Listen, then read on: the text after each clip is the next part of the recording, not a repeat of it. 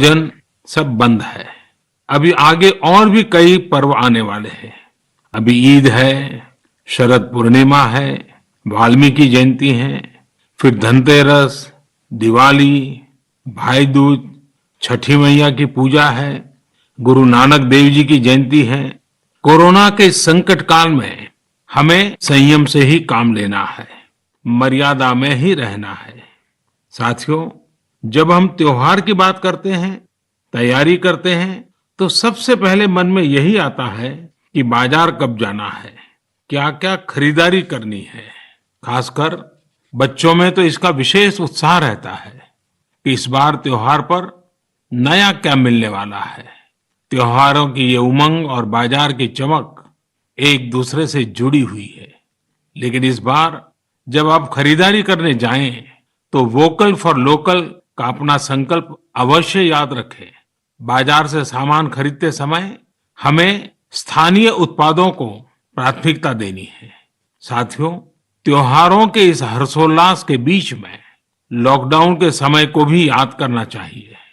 Lockdown में हमने समाज के उन साथियों को और करीब से जाना है जिनके बिना हमारा जीवन बहुत ही मुश्किल हो जाता। सफाई कर्मचारी, घर में काम करने वाले भाई बहन, लोकल सब्जी वाले, दूध वाले, सिक्योरिटी गार्ड्स, इन सब का हमारे जीवन में क्या रोल है, हमने अब भली भांति महसूस किया है। कठिन समय में ये आपके साथ थे, हम सबके साथ थे। अब अपने पर्वों में, अपनी खुशियों में भी हमें इनको साथ रखना है। मेरा आग्रह है कि जैसे भी संभव हो, इन्हें अपनी खुशियों में जरूर शामिल करिए, परिवार के सदस्य की तरह करिए। फिर आप देखिए आपकी खुशियां कितनी बढ़ जाती हैं। साथियों, हमें अपने उन जाबाज सैनिकों को भी याद रखना है जो इन त्योहारों में भी सीमाओं पर डटे हैं, भारत माता की सेवा और सुरक्षा कर रहे हैं। हमें उनको याद करके ही अपने त्योहार मनाने हैं। हमें घर में एक दिया भारत माता के इन वीर बेटे बेटियों के सम्मान में भी जलाना है।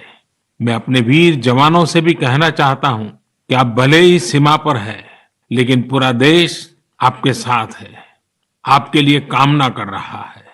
मैं उन परिवारों के त्याग को भी नमन करता हूं जिनके बेटे बेटियां आज सरहद पर है।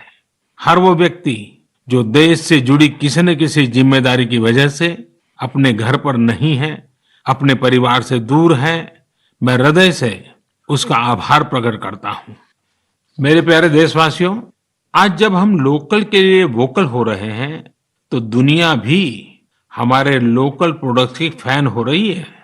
हमारे कई लोकल प्रोडक्ट्स में ग्लोबल होने की बहुत बड़ी शक्ति है। जैसे एक उदाहरण है खादी का। लंबे समय तक खादी सादगी की पहचान रही है, लेकिन हमारी खादी आज इको फ्रेंडली फैब्रिक के रूप में जानी जा रही है। स्वास्थ्य के दृष्टि से ये बॉडी फ्रेंडली फैब्रिक है, ऑल वेदर फैब्रिक है, और आज खादी फैशन स्टेटमेंट तो बन ही रही है। खादी की पॉपुलैरिटी तो बढ़ ही रही है, साथ ही दुनिया में कई जगह खादी बनाई भी जा रही है। मैक्सिको में एक जगह है ओहाका।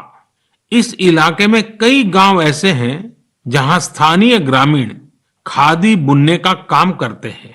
आज यहाँ की खादी ओहाका खादी के नाम से प्रसिद्ध हो चुकी है। ओहाका में खादी कैसे पहुंची, ये भी कम इंटरेस्टिंग नहीं है। दरअसल मैक्सिको के एक युवा मार्क ब्राउन ने एक बार महात्मा गांधी पर एक फिल्म देखी। ब्राउन ये फिल्म देखकर बापू से इतना प्रभावित हुए कि वो भारत में बापू के आश्रम आए और बापू के बारे में और गहराई से जाना समझा। तब ब्राउन को एहसास हुआ कि खादी केवल एक कपड़ा ही नहीं है, बल्कि ये तो एक पूरी जीवन पद्धति है। इससे किस तरह से ग्रामीण अर्थव्यवस्था और आत्मनिर्भरता का दर्शन जुड़ा है, ब्राउन इससे बहुत प्रभावित हुए। यहीं से ब्राउन ने ठाना कि वो मैक्सिको में जाकर खादी का काम शुरू करेंगे। उन्होंने मैक्सिको के